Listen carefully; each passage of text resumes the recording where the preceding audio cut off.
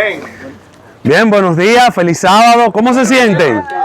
¿Cómo se sienten? En victoria con Jesús, hermano. Amén, qué bueno. Es un privilegio estar aquí, mi hermana. Por eso, me arreglarlo bien. No, este va a llegar lejos. Eso no está quitado.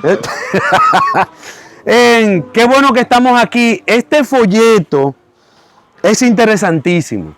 Espero que lo hayamos podido estudiar. Es de los folletos que debemos guardar, porque podemos ir de nuevo a ver de nuevo esas ideas que están ahí. Es un folleto bastante profundo, pero nos lo explicaron. Es una bendición que nosotros tenemos. El hermano Salín, al anunciarnos, dijo que somos un pueblo que estudia. Debemos seguir siendo ese libro, ese pueblo que estudia, ese pueblo que profundiza. Estamos llamados a ser los que van a tener la luz cuando todo esté oscuro. Y se está acercando ese tiempo. Viene ese tiempo. Nosotros desde hace mucho profetizábamos que eso iba a pasar. Y hemos visto cómo se ha ido acercando. Y hace años nosotros no entendíamos. Creíamos, pero no entendíamos cómo. Y ya las cosas se han ido poniendo en su lugar. Ya la verdad no es verdad, es relativa. Relativa a quién lo dice, relativa a la popularidad que tiene. No tiene que ver con Biblia, no tiene que ver ni siquiera con ciencia. Ahora dos personas dicen yo soy esa mata y ya son esa mata. Y hacen leyes para que esas personas sean esa mata. Estamos en ese nivel. Entonces es un momento especial en la historia para nosotros profundizar en la palabra de Dios. Y este folleto, el amor de Dios y su justicia, nos ayuda mucho a eso. ¿Por qué? Porque siempre tenemos un problema en equilibrar amor, justicia. O nos vamos por un lado o nos vamos por el otro. Entonces ese equilibrio, eso nada más lo puede hacer Dios. Ese equilibrio, ¿cómo podemos hacer eso? Y nos encontramos con este folleto. Lo primero que pasa y que nos explica es que Dios nos ama. Todo tiene que partir de ahí. ¿De qué? Del amor a Dios, del amor de Dios hacia nosotros. No es un amor que dependa de nada, no es un amor que dependa de lo que hagamos, de lo que dejemos de hacer. No es un amor que esté... Si me porto bien, me ama. Si dejo de portarme bien, me deja de amar. No, Dios te ama, punto. Ahora, y en ese es el que arranca la cosa buena. Ahora, el que ama a Dios, el que responde al amor de Dios, tiene un trato diferente con Dios. Las personas nos confundimos ahí a veces decimos, no, que Dios no ama a todo el mundo. No, porque Dios permite esto. No, todo va a depender de cómo tú respondes a lo que Dios te está diciendo. Dios ama y ama a todos. Y eso tiene que estar clarito en nosotros. Dios ama a nosotros que estamos buscándolo y al que niega, al ateo, al que no existe, todos aman a Dios. Ahora, cuando yo respondo al amor de Dios, hay una relación diferente. El autor le llama un amor pactual. Hay una relación diferente. Porque estoy respondiendo ¿a qué cosa? Al amor de Dios. La divinidad, y quiero que me ayuden en esto, tenía un problema. El problema era que nos ama y nosotros hicimos algo, cuando le digo nosotros la humanidad, que merecíamos morir. O merecemos, que es, ¿qué cosa? El pecado. La ley me dice que el que peca debe ¿qué? Morir. Y nosotros todos pecamos. Como humanidad, todos pecamos. Pero el Señor nos ama. Tiene que inventarse una manera en la que mi amor por ti no afecte mi justicia por ti. ¿Me siguen la idea? Yo tengo, voy a tener 4 hijos ya. De los paticos que estábamos hablando. Van a ser 4 ya. No haga así, hermano. No me asuste. De esos muchachos, yo tengo que amarlos, pero también tengo que educarlos. Y a veces nos vamos o a un lado, los que son padres me entienden perfectamente, o al otro. A veces hacen cosas que mi esposa me quisiera dar golpe porque ella me dice algo muy, ¿cómo lo digo? Muy molesta y a mí lo que me da es risa. Uno es más charlatán. Pero hay momentos en los que usted responde de una manera a lo que ellos hacen mal, que usted mismo se siente mal y dice, me pasé. Y todos los padres andamos buscando ese equilibrio, porque si bien queremos educarlos, no queremos que se les olvide que nosotros lo amamos. Dios tiene ese problema con nosotros. Y véanlo de ese punto de vista. Nosotros pecamos y merecemos morir. Ahora, eso que yo merezco no es lo que Dios quiere darme. Y me quiere dar una oportunidad. ¿Cómo me da esa oportunidad? Eso es lo que trata este folleto. El equilibrio entre la justicia de Dios, que no puede negociarse, y el amor de Dios, que es su manera de ser. Recuerden que Dios no ama, sino que Dios es amor. Y por lo tanto, aún, y es más de lo que vamos a ver en la lección, aún lo que parece que no es amor, es amor. ¿Me siguen la idea? Entonces llega, y no es que se crea ahí mismo el plan de salvación, sino que se conoce qué es el plan de salvación. ¿En qué consiste el plan de salvación? Primero, a los seres humanos nos dan un periodo de gracia. ¿Cuál es el periodo de gracia? Ese periodo entre la sentencia y la ejecución de la sentencia. Cuando Adán y Eva alargan la mano, el Señor dijo que iban a ¿qué? A morir. Pero no cayeron fulminados ahí mismo. Podían haber caído. Estaba en su derecho. Pero no cayeron ahí mismo porque nos dio un periodo de gracia. ¿Para qué? Para que nosotros decidiéramos si aceptábamos el plan que Dios había hecho para nosotros. ¿Cuál es ese plan? El plan en el que Él puede ser justo y a la misma vez puede ser amoroso. Una de las cosas que más me encantó de este folleto y es presentar que eso era un conflicto. Y para un conflicto mínimo deben haber dos. Generalmente a los casados nos dicen que si el otro está por pelear, usted se calle porque uno solo no pelea, ¿verdad? Se necesitan, ¿qué? Dos. Mínimo hay dos. Entonces, en este conflicto, uno era Dios y el otro, ¿quién es? Satanás. Satanás no sale con Dios, para decirlo de una manera llana. No hay manera de que salga. ¿Por qué? Dios es el creador. Dios lo creó a él. No sé cuántos de ustedes, para que nos sirva de ejemplo, han visto la película esta, wow, se me fue el nombre, de Thanos, de los Vengadores y eso. No sé cuánto lo vieron. Pero él hace así y desaparece todo, la mitad de todo. Dios pudo haber hecho así. Ni siquiera tenía que hacer así, porque Él creó todo. Todo lo que nosotros vemos es creado por Dios. Ahora, si Dios eliminaba a Satanás, lo eliminé, justamente, ¿qué iba a pasar con los otros mundos que conocían y habían oído la campaña que había hecho Satanás? Iban a querer a Dios, ¿por qué? ¿Por qué lo iban a querer? Por miedo. Ah, no, pero no se puede hablar aquí porque desde que hablan, ¿qué pasa? Yo me acuerdo que cuando a mi hermana le estaban dando una pela, yo me ponía a fregar solo, sin que nadie tenía que encontrar algo que hacer, señores, porque ¿cómo que dicen? El horno no daba para galletica. Y ahí estaba yo fregando solito. Y mira, ¿por qué? Porque uno no es loco, ¿verdad? No sé si me entienden la idea. Dios sabe lo que va a hacer Satanás desde el principio. Lo sabe. Ahora, si lo elimino antes de que los demás sepan, hay problema. Porque los demás no saben y algunos hasta creen lo que él está diciendo. ¿Ustedes me oyeron lo que yo le estoy diciendo? No solo que lo saben, sino hasta que lo creen. Los ángeles, ¿cuántos fueron seducidos por Satanás? No fue la tercera. La Biblia nos dice que al final fue expulsada la tercera. Pero cuando nos vamos al conflicto de los siglos, ¿saben lo que nos dice?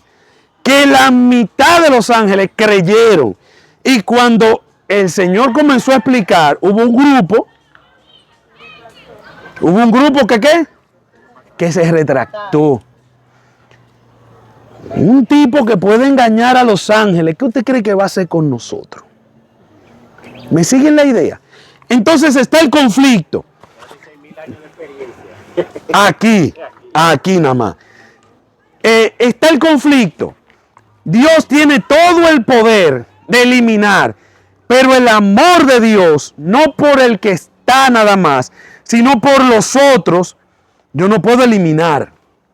Yo tengo que esperar a que los otros puedan decidir por sí mismos, porque Dios no quiere un servicio que no sea, ¿por qué? Por amor. Y esto es básico que lo sepamos.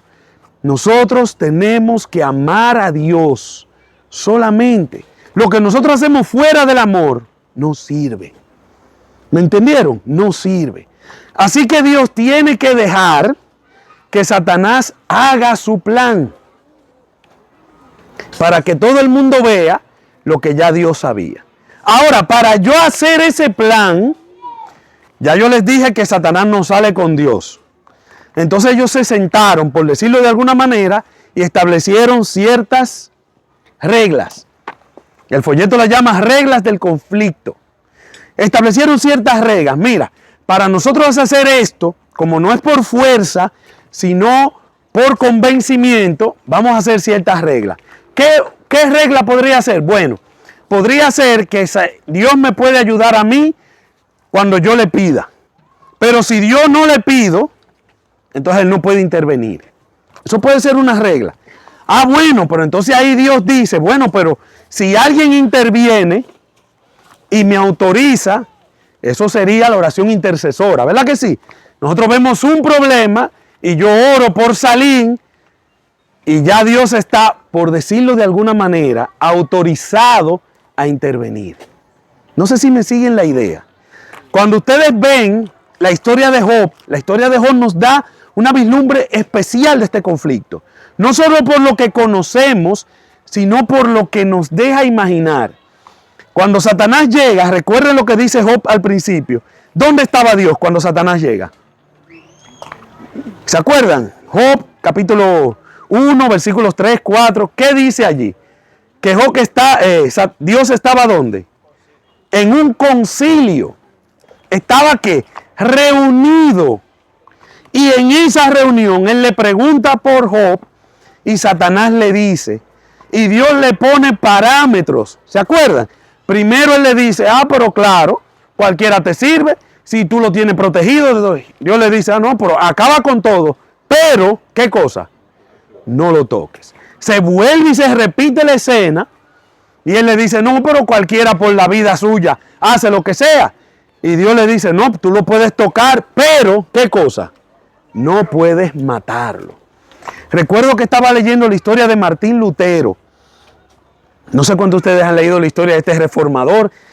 Y en una está él rodeado como que lo van a acabar. El mismo demonio, porque él se estaba parando contra un sistema.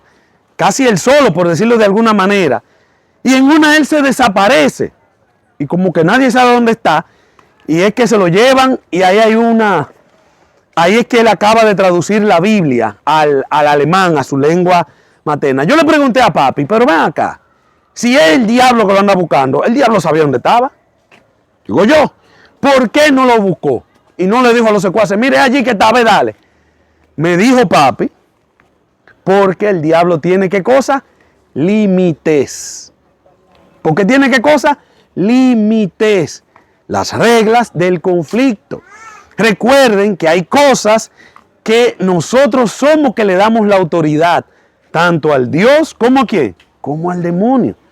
Porque nosotros estamos en un término medio y tenemos que decidir quién tiene la razón. Pero hay unas reglas que dictaminan este conflicto. Ahora, ya nosotros vemos todo eso y sabemos el panorama del conflicto y todo. ¿En qué tiene que ver esto con nosotros? Con nosotros tiene que ver en que cuando yo conozco el amor de Dios, ese amor de Dios necesariamente tiene que tener un resultado, ¿dónde? En mi vida. ¿Cómo es? Un resultado en mi vida. No puede ser que yo conozca el amor de Dios y siga haciendo ¿qué cosa? Igual. No puede ser. Las últimas lecciones tratan de qué pasa conmigo cuando yo sé que Dios me ama de una manera inmerecida. Porque ninguno merecemos que Dios nos ame. Entonces, si yo no merezco que Dios me ame, ¿qué yo tengo que hacer? Amar ¿cómo? De manera inmerecida. ¿Cómo que tengo que amar? De manera inmerecida. Yo no tengo que esperar que Joana se porte bien para yo amarla. Yo tengo que amarla porque a mí me amaron sin yo portarme bien. ¿Me siguen la idea? El cristianismo trata de yo ser Dios para el que no conoce a Dios. ¿Me di a entender? ¿Me di a entender? Es muy fácil yo pararme aquí y decir, no, que el Señor viene, que esto, eso es fácil. Ahora, cuando usted le da una galleta y usted dice, tranquilo, vamos a buscar la vuelta, y no responde como responde cualquiera en su justicia, en su naturaleza, entonces la persona y los que están viendo van a entender que ahí hay algo que diferente. Entonces, cuando yo conozco el amor de Dios, cuando yo conozco este conflicto, entonces ya yo bajo mis derechos, que están tan en boga ahora. Ahora todo el mundo tiene derecho a hacer lo que quiera, a pedir lo que quiera. Y los derechos son los que Dios pone en mí. ¿Se acuerdan el resumen de la ley que Jesús hizo? ¿Qué resumen de la ley hizo? Ama a Dios sobre todas las cosas. ¿Y cuál fue el otro? Y ama a tu prójimo como a ti mismo. Él dijo de esto, pende. ¿Qué es pender? ¿Qué es pender? Cuelga. Esto sostiene, para decirlo de una manera más bonita, ¿verdad? Él dijo, esto sostiene, ¿qué cosa? La ley y los profetas. ¿Qué cosa? Amor a Dios y amor, ¿qué? Al prójimo. Punto y bolita. Pero si lo fuéramos a resumir todo, ¿qué es? Amor. Solamente. Entonces, ¿qué significa esto? Significa que la iglesia de Campana 2 va a amar a todo el mundo, no importa cómo sean, no importa lo que sean, porque Dios ama a Campana 2. Significa esto que yo no voy a hacer las cosas como hemos conocido los mandamientos. No matarás, no cometerás adulterio, y nos vamos al límite. No, yo no he matado a nadie, yo no cosa. Sin embargo, Jesús viene y da un discurso y dice ¿qué cosa en el discurso? Ah, ustedes no han matado, pero vamos a ver si es verdad que no han matado. ¿Qué ustedes hicieron? ¿Aborrecieron? Ah, pues mataron. ¿Cómo, Jesús? Sí. No, yo nunca he adulterado. Ajá. Y miraste y codiciaste. ¿Qué hiciste? Adulteraste. ¿Por qué? Porque el mandamiento no expresa todo, es un resumen. El verdadero es amar a Dios, ¿qué cosa? Sobre todas las cosas. Cuando tú amas a Dios sobre todas las cosas, todo lo que te está pidiendo tú lo vas a hacer, porque tú amas a Dios. Incluso, si yo amo a Dios, dice Juan, y aborrezco a mi hermano, ¿qué soy? Mentiroso. Un dominicano hubiera escrito eso y ¿cómo hubiera dicho? Y no hablador, no, ¿cómo? Un hablador. ¿Por qué? Juan da una explicación. Tú no puedes amar a quien no ves y dejar de amar a quien ves. Pero más aún, en la folleto nos presenta al joven rico. Y el joven rico, hasta este folleto yo entendía que él de verdad que guardaba los mandamientos, pero este folleto me enseñó que no guardaba ninguno. Oigan, ninguno. Yo pensé que él tenía problemas con la segunda tabla. Él no guardaba ninguno. Porque si él hubiera guardado todos, amor a Dios, y Jesús le dice, da todo, ¿qué él hubiera hecho? Dar todo porque amaba a Dios. Pero él no lo amaba. ¿A quién él amaba más? A su dinero.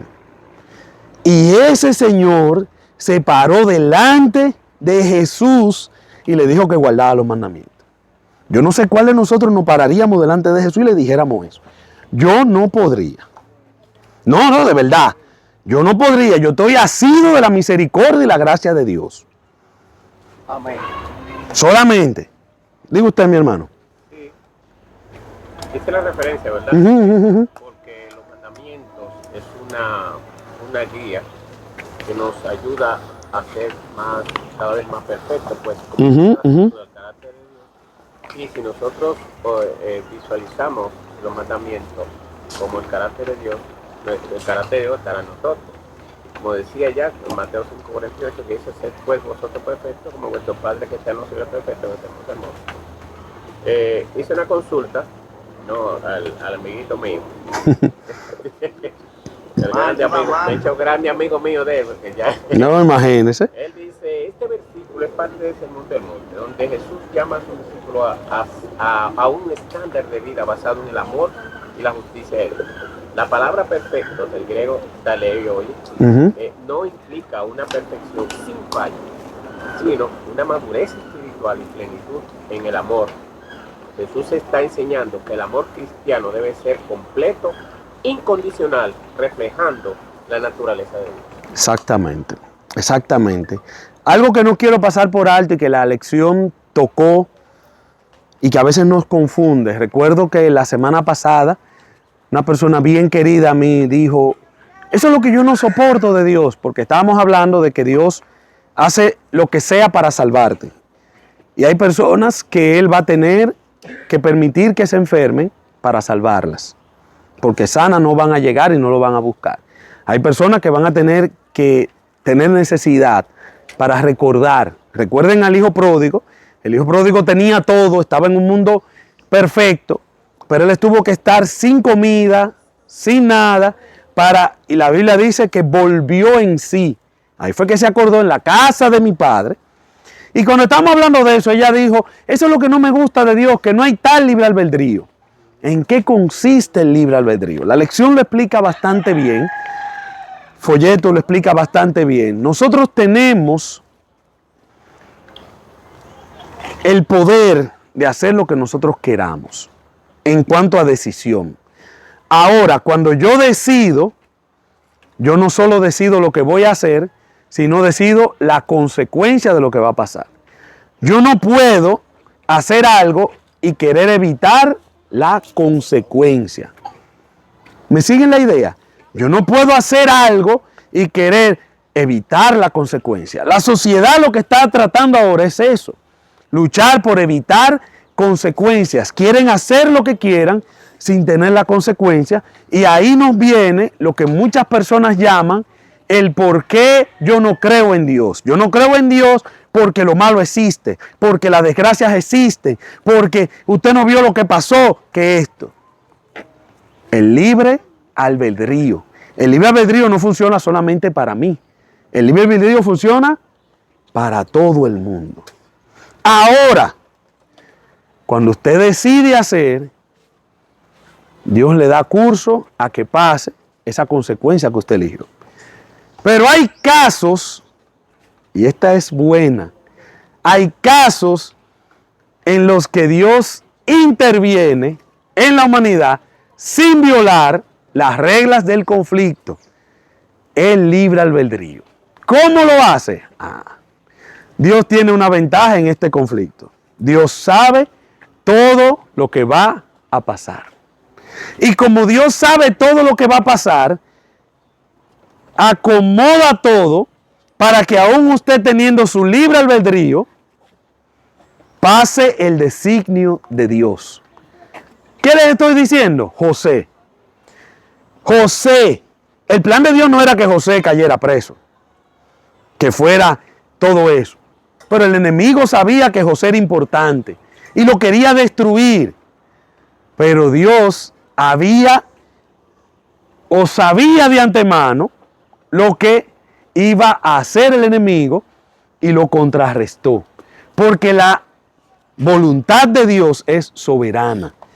No violó el libre albedrío de los hermanos. No violó el libre albedrío de José. No violó el libre albedrío del faraón, de Potifar, ni de nadie. Pero a pesar de ellos, la voluntad de Dios fue realizada. ¿Se acuerdan de Judas? Jesús dijo: está destinado que alguien, no Judas, alguien entregue al Hijo del Hombre. pero ay de aquel que lo haga.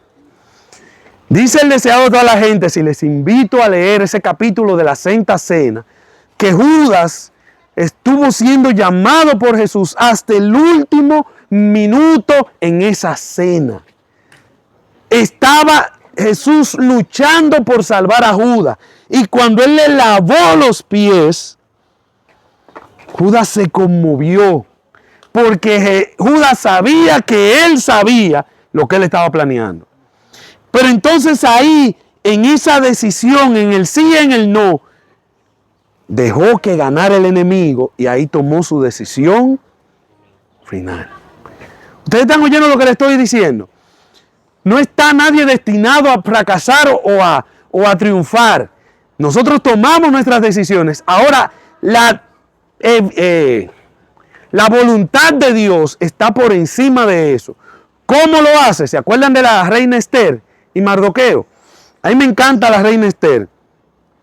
Porque cada vez que iba a moverse el enemigo, ya Dios había planificado eso. Cuando iban a matar a Mardoqueo, ahí mismo se sueña el rey un sueño y llega, mira, ¿qué uno haría con un varón que quieren exaltar? Y ahí se pone Amán a decir, porque él creía que era él. No, que tú haces esto y lo pones en tu caballo. Cuando pasa todo y dice todo, pues ve con Mardoqueo. Entonces, ¿cómo le dice a Amán que ese que salvó al rey era el que él quería matar? Ya no puede. ¿Me siguen la idea? Dios está por encima de todo. Ahora él respeta, por decirlo de la manera que lo dice el autor del folleto, las reglas del conflicto. Quiera Dios que nosotros, este folleto nos motive a responder al amor de Dios. Hay una sola cosa que Dios, Jesús, cuando estuvo aquí en Juan capítulo 17, dijo acerca de cómo va la gente a reconocer que nosotros somos cristianos. No es por lo que digamos, no es por lo que creamos, no es porque andemos con una Biblia, no es porque tenemos un sábado en la iglesia, es por cómo nosotros tratemos a nuestros hermanos. Y ese trato con mi hermano va a ser la evidencia que las personas de allá afuera van a ver y van a decir, no, ahí tiene que haber algo diferente porque yo no respondería así. Entonces, ¿qué significa eso? Yo tengo que dejar que Dios sea Dios en mi vida, que ese amor de Dios sea real en mi vida y pasar tiempo con Dios, y eso me va a hacer yo cambiar con mi trato con los hermanos. ¿Me siguen la idea? Dios va a tratar conmigo. Mi problema no son los hermanos, mi problema no es lo que me hagan. Ojo, sí, yo sé que no hacen y todo, pero mi problema no son los hermanos ni lo que me hagan. Mi problema es que necesito a Dios en mi vida. Cuando Dios entre en mi vida, entonces yo voy a ser como Jesús y voy a redundar en ese amor para con los demás y voy a ser así con mi hermano. Y mi hermano se va a sorprender y me va a decir, ¿y qué es lo que está pasando? No, que tengo a Dios en mi vida. No, pues yo quiero a Dios también. Y cuando venga a ver, todos vamos a ser así porque todos vamos a tener a Dios. Y nuestro sector, nuestra vida, nuestra familia, nuestro compañero de trabajo, todos vamos a estar en la presencia de Dios. Amén. Así que Dios les bendiga. Si tienen algo que comentar, algo que decir, es el momento. No se entendió todo, no se entendió nada. Vamos a ponernos de pie, vamos a orar para que sigan con su programación. Oremos. Gracias, Dios, por tu amor, por tu misericordia, por tu gracia, Señor. Gracias porque ideaste un plan para que nosotros tuviéramos oportunidad de servirte, Señor. Ayúdanos a dejar que ese plan sea realidad en nuestra vida, Señor. Que ese amor tuyo inmerecido nos llene hasta tal punto que brote de nosotros y salpique a todo el que esté cerca de nosotros, Señor. Bendice esta iglesia, bendice a sus dirigentes, bendice los motivos por los que están aquí. Y en el nombre de Dios que sean cumplidos para tu honra y tu gloria, Señor. Gracias por oírnos, en el nombre de Jesús. Amén.